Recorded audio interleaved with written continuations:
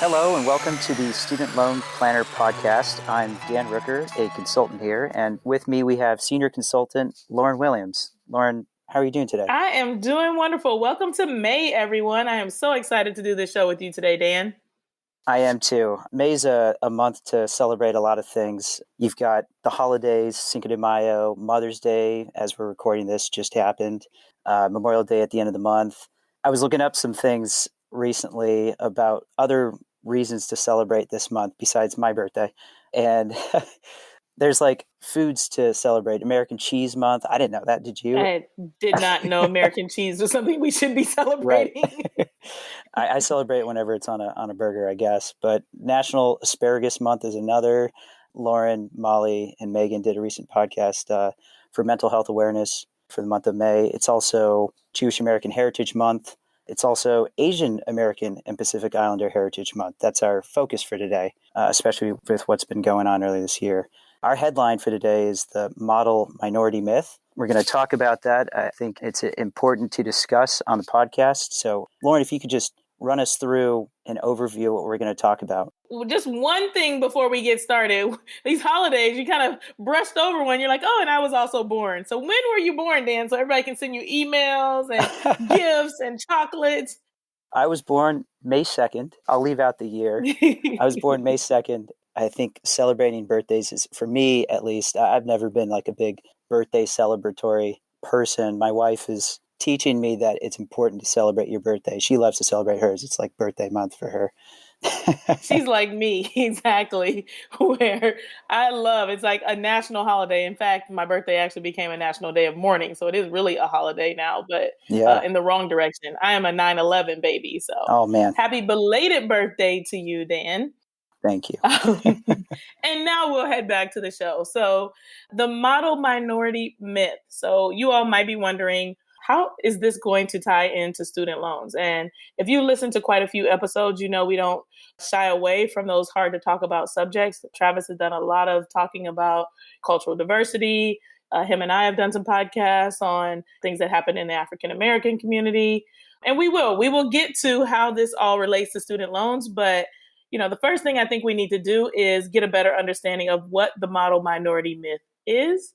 So that's going to be one of the first things that we tackle. And, just to give you a brief summary, it is a set of assumptions about Asian American behavior that has held Asian American back as a culture. So we'll dig into that a little bit more. The second thing we'll be talking about is the cultural beliefs and the stigmas and how those things affect their career choices, student loans, and costly education decisions in the Asian American community. Then last but not least, we are going to talk about who this affects. And at the end, we'll wrap up letting you know what we can do as a society to help bring awareness to this topic. So Dan, do you want to tell us a little bit more about the model minority myth? Sure. So I'm just going to turn that phrase around a little bit. And instead of saying the model minority myth, the myth of the model minority, that's a stereotype for Asian Americans. I've experienced this. It perpetuates a narrative that Asian Americans are math and science whiz kids. We're musical geniuses. It characterizes Asian Americans as a polite, law-abiding group. They've achieved the American dream through some combination of their talent and hard work. And my father is white and my mother is Filipino. And I grew up in we'll call it a lower middle class environment. And for the most part, I didn't experience some of the stereotypes that come along with being Asian American, maybe perhaps because of how I look, or maybe perhaps because of the demographics where I went to high school or where I went to junior high. But I have experienced some stereotypes as I've gone along in my adult life even. And now that I think there's more awareness around it for myself personally, I'm able to interpret some of the things that I hear around me said about me in a different way. So it may sound positive to be the quote unquote model minority, and that may sound like a good thing. It may seem weird to take that as that compliment as positive, but it's counterproductive. It's counterproductive for not just Asian Americans, but all minorities. Yeah. As I listened to you, Dan, I think you brought up some really good points about this idea that we are all very different. So you said, I didn't experience those various stereotypes. I didn't experience these particular things. And it may be a result of this, it may be a result of that. What we ultimately need to, recalibrate ourselves to be thinking about is that there are 330 million people in America, and each and every one of us is different. And I don't know the number for how many people there are in the world, but each and every one of us is different in that regard too. And so we get into really dangerous territory when we start to lump people together as groups and start to shift and say, hey, this group of people, blah, blah, blah, fill in the blank. And this group of people is XYZ. To put these labels on people in general is a thing that is counterproductive. So thanks so much for bringing that up. Okay, you were getting ready to say something about, I think, cultural beliefs and stigmas. Yeah, so we just defined the model minority myth. That's what it is. Let's talk about stigmas, some stereotypes, and cultural beliefs and how these play into the model minority myth.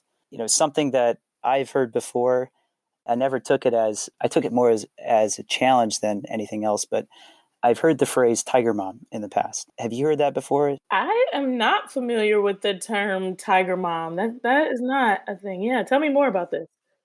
Tiger mom or tiger parent or tiger parents are defined as parents who push their kids to achieve excellence. We'll call it excellence, where it's looked down upon if you can't achieve the best. You can't be the best. So take that into grades, take that into whatever you're pursuing, athletics or music.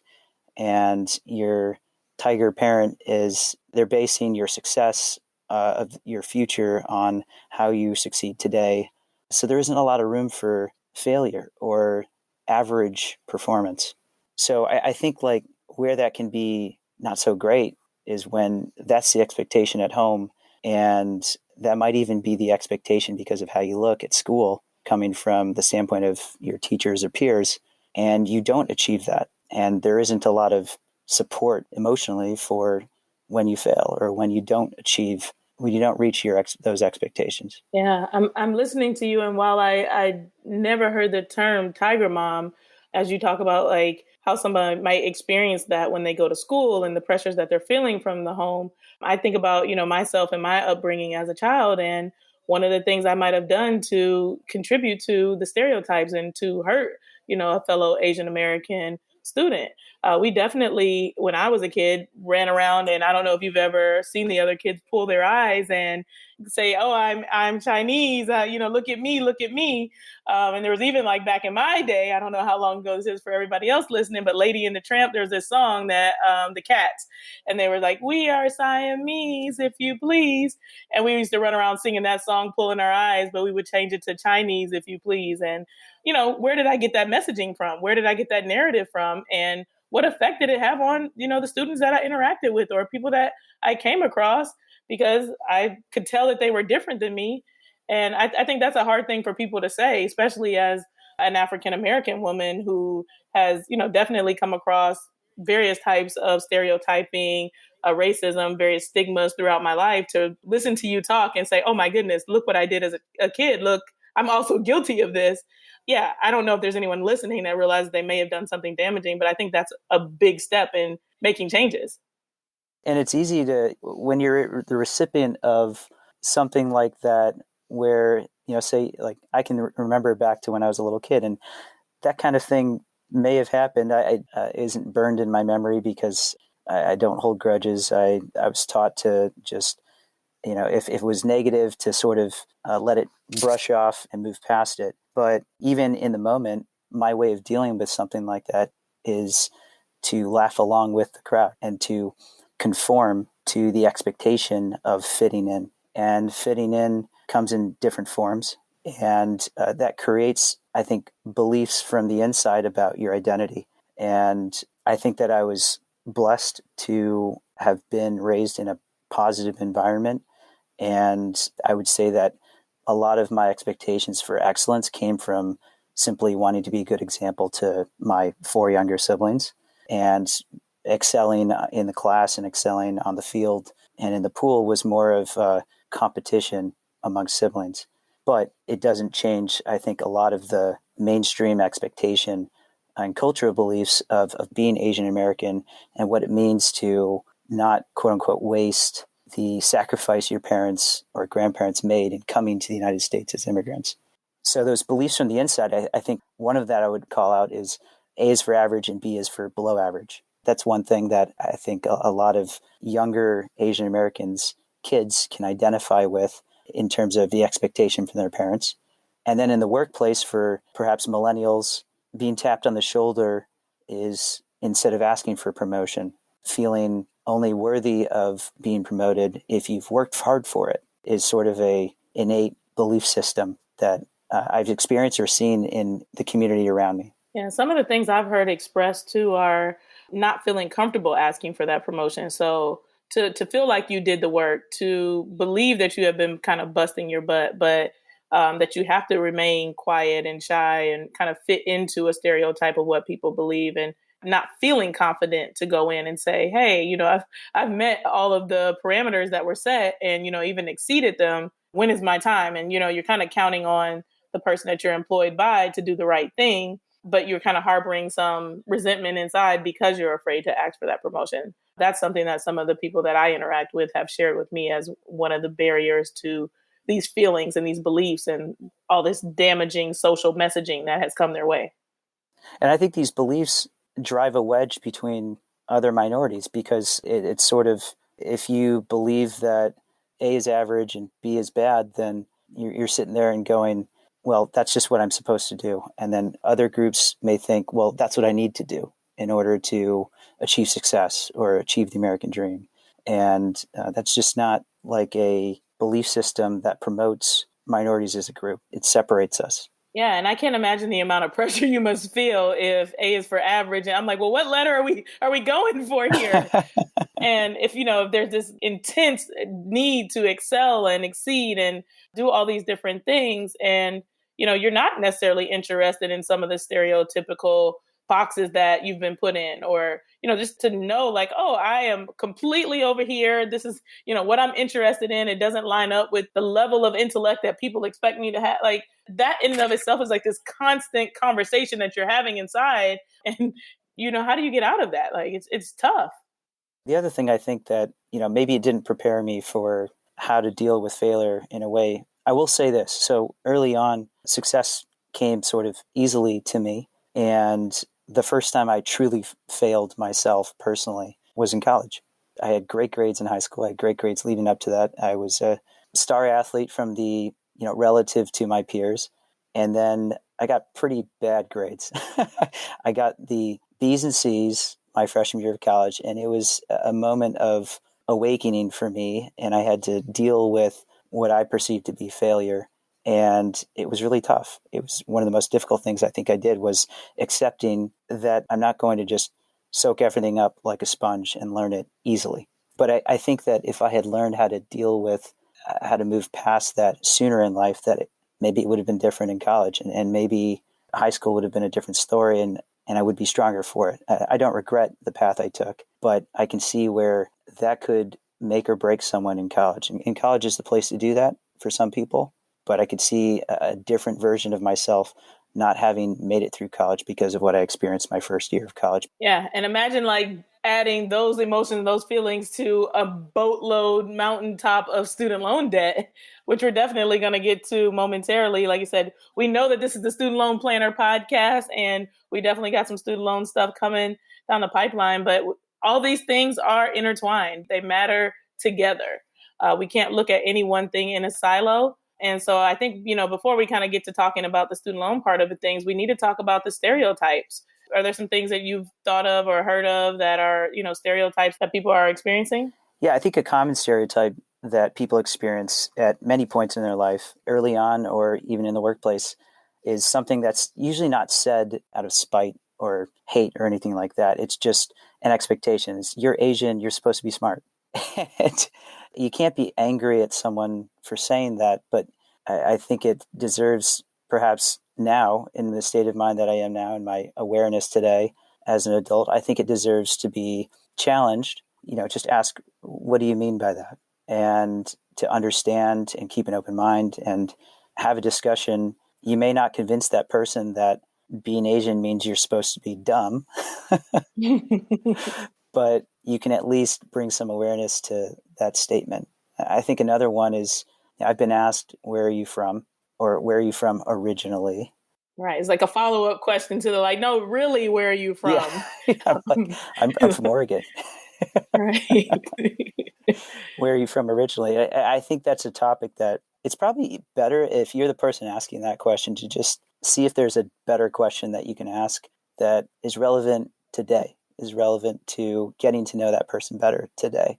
If you're curious because they look ethnically ambiguous, okay, ask the question, but make sure that you're asking it from the perspective of just, like, I feel like if I ask this question, it's going to enhance the conversation. It's going to lead to deeper meaning in the conversation and getting to know that person better, not separating them from the group and reminding them that they're different.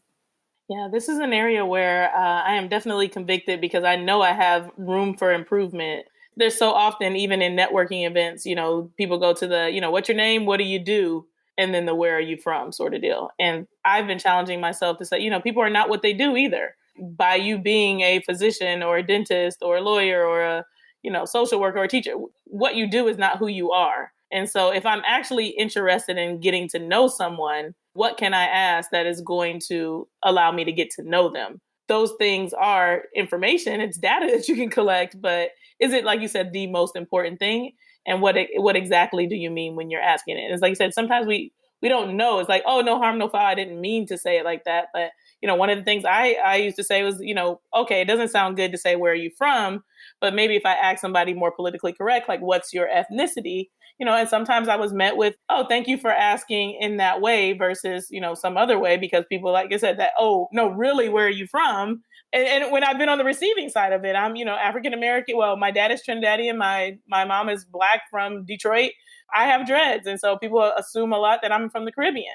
Or from some part of Africa. So I say, where are you from? I say Pennsylvania. Like you said Oregon. Um, and, and they're like, no, really, you don't have Caribbean descent, or you're not from some part of Africa. Like, and they have that same follow-up question, but is it truly appropriate to say the where are you from versus what else could you learn about me that's more important than that in that moment? And also, when you talked about like being smart, I was like, oh man, definitely have done that. And it was more so, like I said, but where did you get the messaging from is what we need to challenge ourselves. So you're Asian, you're supposed to be good at math. I definitely heard that somewhere in my childhood growing up. And I've definitely said that out loud to someone. And I'm appalled, so like you said, to reach this level of awareness and to grown and challenge myself. But I have to admit that I've said things like that. And where did it come from? I think is the area that you first have to reflect on. Like, why am I asking these questions? Why am I not thinking of a better way to describe people than to say where they're from? Why am I not thinking then beyond who they are, or spending a moment to get to know who they are, other than saying, hey, someone told me you're supposed to be this, so I'm going to go say this and think it's funny or a cool way to start a conversation, versus being really thoughtful about how I want to converse with you.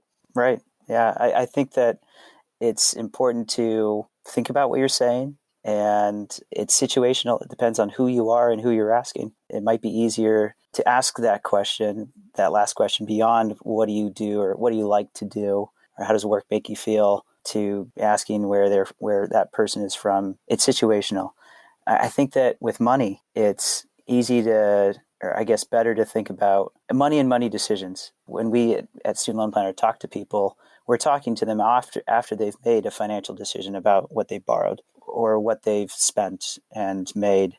And I often bring consults to, at some point in the conversation, about how it's important to just make a decision from here forward, and instead of dwelling on what's been done in the past. And that's how I take my thoughts on how I've been raised with stereotypes and how I've experienced or conformed to the community or communities around me, is that if I've made mistakes in the past about what I've said or who I've been or how I've thought or conversations I've joined in on simply to fit in, that I have an opportunity to make better choices today moving forward, both in how I carry myself and who I talk to, but also in a related way with my money as well. So speaking of money, I think the next topic we're going to just cover here is career choices specifically for Asian Americans.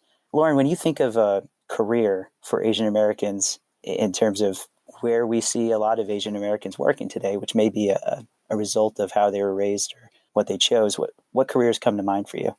I think this is a really good question to ask our listeners. So you're in your car, you're on your run, and you're thinking, shout out what comes to mind. Before we say something, what immediately comes to mind for you when you think of how Asian Americans choose their careers? What careers are you mostly seeing Asian American people in? All right, enough pausing there. So, for me, to go along with some of the things I've heard over time, I think of technology, STEM programs. So that's the science, technology, engineering, math, and then also medicine. That are those like high achieving, very hard, that require a high level of intellect sort of careers. So those are things that I have come to think of. I think those choices, those career choices, are a direct result of upbringing. When you're taught by, for lack of a better description, since we already defined it, tiger parents, to achieve as high as you can go, some things that may go along with that start that process is don't make any big life decisions until you go to college. You can't start your life, start a family until you finish college, and then, or until you finish graduate school, until you've gone to law school, until you've gone to medical school, because doctors and lawyers and engineers, those are the people who make money. And I think a big reason why that is pushed in Asian American culture is that those tend to be higher paying jobs. Those tend to be jobs that allow you to do something that is also prevalent in Asian culture, and that is taking care of your relatives, taking care of your parents and grandparents, and giving back to those people who gave so much to you, who sacrificed for you. So I think some of these decisions around careers have less to do with what you love and more to do with what is going to be a better return on investment. But that tends to ignore something that is now important today, and that is the cost of education. The cost of getting a degree in engineering or becoming a doctor, becoming a lawyer, the cost of that tends to be very high on average today, and higher, much higher than it was 20 years ago. Yeah, and I think the thing that stands out to me as I think about this is, as it pertains to student loan debt, what if you are the first to go to college? What if you are the first generation to be born in America? Those sorts of pressures and things that exist around not having the resources because the person who brought you up and raised you didn't have to navigate this system also leads to yet another layer of, oh, I didn't realize I needed to save X number of dollars for my child's education. I don't know how to fill out this FAFSA form. I didn't know, there's just this level of things that you just can't know because the person that came before you, even though they mean well, didn't have the resources to share with you. And so now you have this mountain of student loan debt simply because you didn't know that there were scholarships, that there were grants, or what else existed out there to be able to help you. So now there's an additional level of shame when you end up with this debt and you realize like, oh, I have to pay all this back. And, maybe your family is very debt adverse. And, you also wanted to like live up to this dream. And maybe you're not even in a job maybe you didn't even choose a career path that you like. That is a lot to have on your shoulders while navigating adulting, all the other things that come along with it. I can relate to that, or at least my sister can relate to that. I was the first person in my family, in my extended family, to go to college and finish college. Neither of my parents went to college. And so filling out the FAFSA for the first time with my dad for freshman year of college was an experience for both of us. Neither of us had experienced it before. And there wasn't a lot of know-how around when to apply for scholarships. Well, scholarship applications for a lot of first-year students end towards the first semester or first half of your senior year of high school. And I missed that deadline simply because I didn't know it existed. And for my sister, she was a STEM major in undergrad and a very smart, much better than me through undergrad. And if she had simply applied for for an engineering scholarship in undergrad, she went to an engineering school, she probably would have secured that as a woman in a male-dominated field at the time. And because of that, had to make some difficult decisions after undergrad to pay back more than six figures of student loans from undergrad. So I think about what could have been done differently, and I keep coming back to, well, the best thing to think about and dwell on is what can be done differently today forward. Yeah.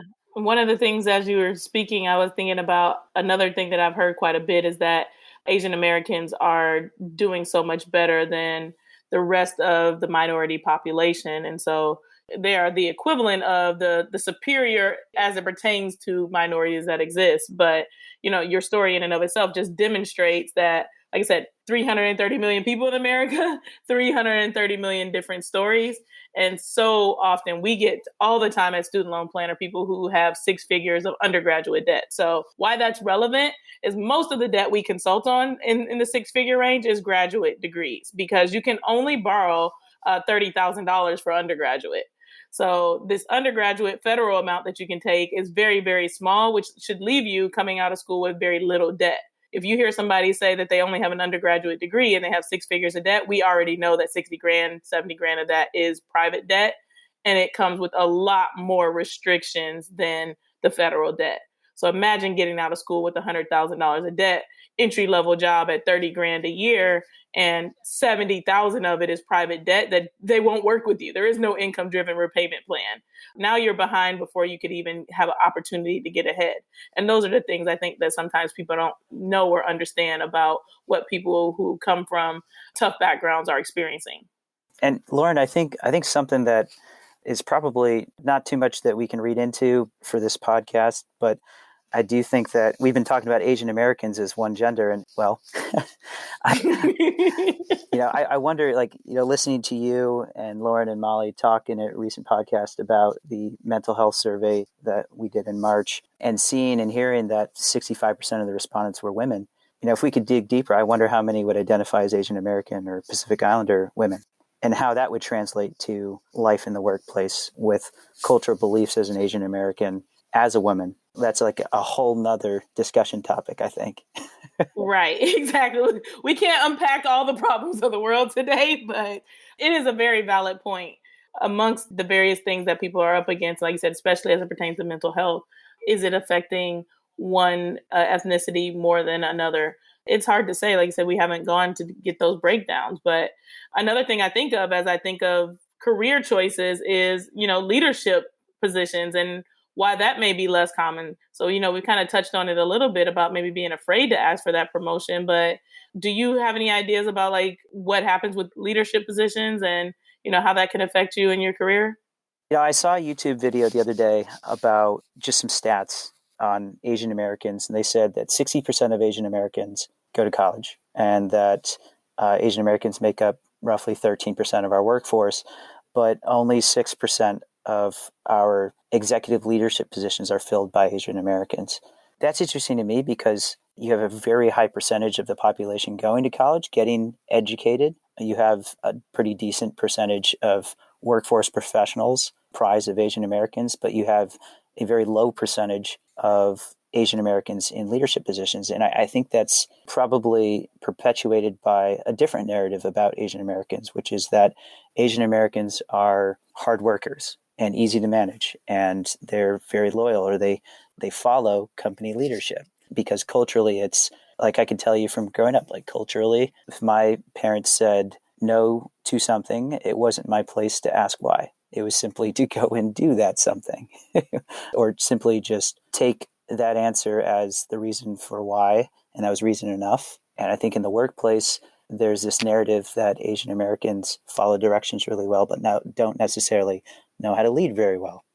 I think this is an important point to, like I said, pause. And as you listen, if you are in a leadership role and you have an employee that is minority descent, and what you've thought about why that person may not be able to head up and be promoted. Is it because you believe they're too quiet, they're too timid? And is it a limiting belief based on ethnicity, or is it something that, has some validity? And what can you do to encourage that person to come out of their shell and to be more open and to be more vocal and give them the tools that they need to be a better leader? So I always like to, pair these discussions with action, because we have to hold ourselves accountable. Like you said, even earlier when I said oh crap, I did that thing. I remember being the little kid running around. That's a thought that hadn't come to me in such a long time. But we have to own up when we're not doing our part, and then think about how we can do things differently. Yep. And leading comes in many different forms. You're exactly right. It comes from, there needs to be an open mind from the top down to redefine what leadership is or how leadership is done from the perspective of how that creates value for the company. But then it also needs to come from the bottom up, from people who want to be in leadership positions, to learn how to use their voice, to learn how to be vocal about what they want and where they feel they can make the most impact. I know, Lauren, before this podcast, you told me about a consult you had recently about the perception of debt within Asian American culture. And I can say from my perspective that debt is something I wasn't taught was a means of getting ahead in life. Yeah, so I've had two interactions that I'd love to share. And like you said, like, this is not to say that this is how everyone is. If you're not learning anything from this podcast, it's that, we don't put people in boxes. But two things that I have heard from Asian people that I've interacted with during consultations is one, a young lady where taxable forgiveness made the most sense. So she had quite a bit of debt and was not going to have income that was going to support being able to pay that debt off. And so what we do with taxable forgiveness is you pay based on your income, you save up for the tax liability that's going to come down the end. We call that the tax bomb. And it allows you to be able to save for a home and save for retirement and do some of these other things that are really important in your life. However, this young lady specifically said to me, during the consultation, she said, I just really want to get this debt paid off. I have to get it paid off. In Asian culture, we don't believe in debt. It's already bad that I took this debt. And so I've got to figure out how to, I'm just so embarrassed. I'm so ashamed and I cannot live with this debt. And she specifically attributed it to, in Asian culture, we don't do debt. So while I had a very good and plausible way for her to pay her loans off, there was something that was eating at her that she felt like culturally this was unacceptable and that this was a bad thing that she did. And she needed to figure out how to pay it off. Despite living in a high cost of living, she was in California place and going to be having a really hard time, like I said, based on the income that we were projecting. So that was one situation. And then, another one was just kind of like a in passing sort of comment. Like I said, this is, something you become more aware of in light of all the things that have been going on. But, I was asking about, why you chose, because they were saying that they did not like their career. And I said, well, why did you choose this career? What is it that you don't like about it? And it was like, I'm Asian. I have to do this. That's what everybody expected me to do. So I just followed suit and did it. But I actually don't like this. Those two things kind of stand out to me as like, narratives that those people experienced that had led to, big life decisions. And then were impacting them majorly. Yeah, absolutely. I think that when I think about the message we want to promote when it comes to these individual one-on-one consults, one of the messages maybe is that we're not out there to make you or force you to trust the system. And we recognize that people come in from different backgrounds and cultural beliefs around borrowing money. We're just there to ensure that you make an informed decision with what you have now. So to switch gears a little bit, just want to spend a couple minutes on who does it affect? What does the model minority myth perpetuate and who does it affect? It affects everyone. I'll start by saying that it affects everyone, because if Asian Americans are the smart, hardworking minority at the top, well, that doesn't help other minorities. That creates this hierarchy that drives this wedge between other minorities and doesn't allow us to work together to accomplish things that are more important. It's a narrative that proposes that if you just fit in and work hard, you can be like the Asians. It also erases a difference between individuals. So I think even within Asian American culture, like this myth groups everyone as Asian, not Filipino, Japanese, Taiwanese, Malaysian, Indian. There's this grouping that shouldn't exist because there is a lot of diversity within Asian American people as a minority. And erasing that difference with this model minority myth causes so much harm. It doesn't do a lot of good, even though it sounds like a compliment.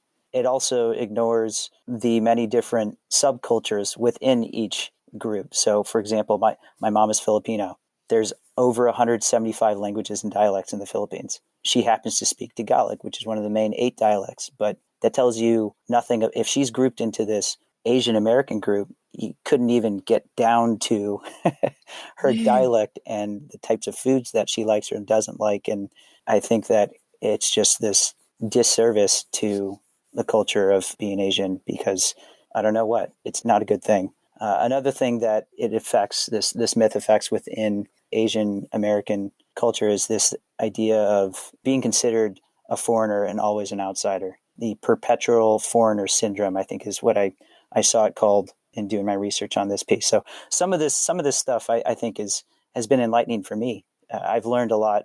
My eyes have been opened doing research and seeing how much this myth that I've heard about but not spent time thinking about, and in the big picture, how this myth is harmful to the struggle for racial justice. Because the success of some groups of Asian Americans suggests that if other groups would only work harder, have stronger family bonds, and get over the histories of oppression, they too would succeed. And that's just not. I don't know, Lauren, what would you say to that?